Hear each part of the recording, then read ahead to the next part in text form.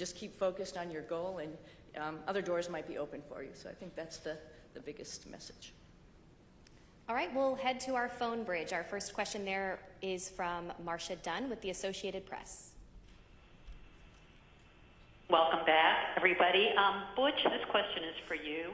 Where do you lay the blame for your Starliner test flight? Clearly, Starliner was not ready to fly when it did. Whom do you hold responsible for everything that happened? Thanks. That is a question that I cannot answer in a couple of comments, but I'll start with me. There were some issues, of course, that happened with Starliner. There were some issues, of course, that happened that prevented us from returning on Starliner.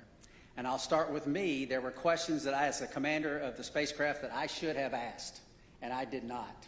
At the time, I didn't know I needed to. And maybe you could call that hindsight, but I'll start and point the finger and I'll blame me. I could ask some questions, and the answers to those questions could have turned the tide. So blame, that's a term, I don't like that term, but certainly there's responsibility throughout all the programs, and certainly you can start with me. Responsibility with Boeing, yes. Responsibility with NASA, yes. All the way up and down the chain. We all are responsible. We all own this. And we are, in this business, trust, you cannot do this business without trust. You have to have ultimate trust. And for someone to step forward and these different organizations say, hey, I'm culpable for part of that issue, that goes a long way to maintaining trust. So we're not going to look back and say this happened or that happened and that person's or that issue or that entity's to blame. We're going to look forward and say, what are we going to use our lessons learned from this whole process and make sure that we are successful in the future. This is a tough business. The analogy about it is it's always a curvy road. It's never straight in this business. And minimizing those curves and being systems and processes in effect to prevent some of these curves is what we have to do as we leave low Earth orbit and go beyond to the moon and beyond that. So we're going to look forward, and that's the focus. All right, our next question on the phone bridge is from Anthony with Spectrum News. Hello, welcome back, everyone. It's nice seeing everyone return healthy and safe. I have a question for both you, Sunny, and Butch. Given an opportunity, would you guys go up on Starliner again?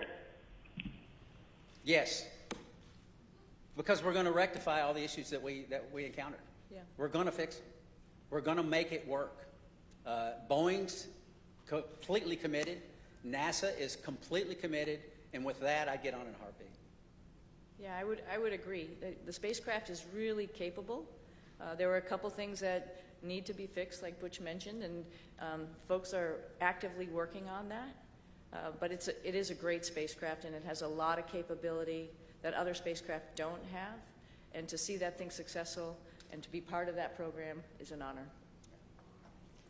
Our next question is from Jackie with the Times of London. Yes, hello, and welcome back to Earth. I wondered about the stuck, stranded maroons narrative, and to what extent were you aware of that narrative playing out around that down here, and has that been frustrating for you to have to address? Thank you. I'm sorry, that was a little garbled. Oh, the stuck maroon narrative. We heard about that. Yeah, we heard about that. Somebody mentioned that. We've said this before. We had a plan, right? The plan went way off for what we had planned, but because we're in human spaceflight, we prepare for any number of contingencies because this is a curvy road. You never know where it's going to go. We prepare for this. So we, as Sunny used the term, and it's a great term, we pivoted to all that training we did that we didn't think we needed to do, and a lot of people didn't think we needed to do, but we did it anyway, as we pivoted to this other preparation, and that is what makes human spaceflight, your human spaceflight program, special. It is hard, like I said, and preparing for any number of contingencies is what we do. It happened to be me and Sunny involved in this, but it could have been any one of the astronauts. There's 40 or so of us eligible for assignment. It would have been any one of us that would have been in the same situation, or could have been in the same situation, and would have done the exact same thing that we did, because they would have gone prepared just like we did. Yeah, and one addition to that, this is a lot bigger than you know, Butch and myself, like we've talked about already, this is the International Space Station program, and there's a lot of, you know, wheels that are turning and wickets that we have to go through to get people up to the International Space Station to do all of the amazing science that we're doing up there. We recognize that, we know that, just like anybody else in the astronaut office, and we came, as Butch has mentioned before, prepared.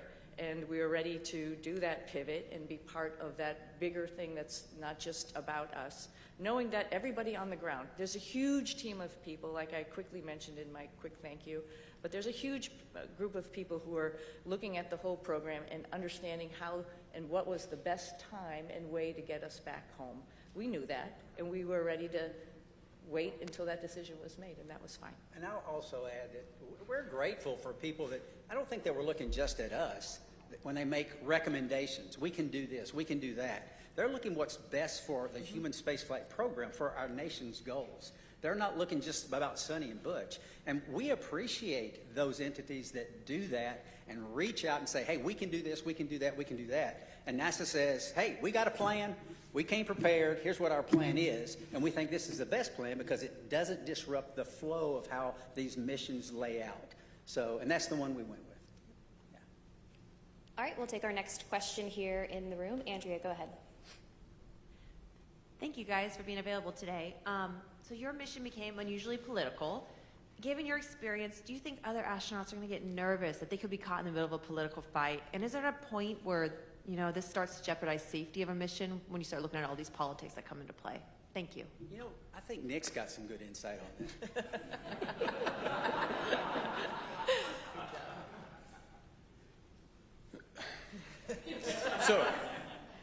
So the way I'd like to answer that is that when we're up there operating in space, you don't feel the politics, you don't feel any of that. It's focused strictly on mission. And you know, if I step back a little bit to the question before, Butch and Sunny talk up here, they make it sound like, you know, well, you know, everybody figured out what they could do with us. The reality is they are highly skilled, very technically competent, and it took everything I had on every day to keep up with them as they're moving along. So they were more than just gap fillers on the station. They were productive, pushing the station mission forward.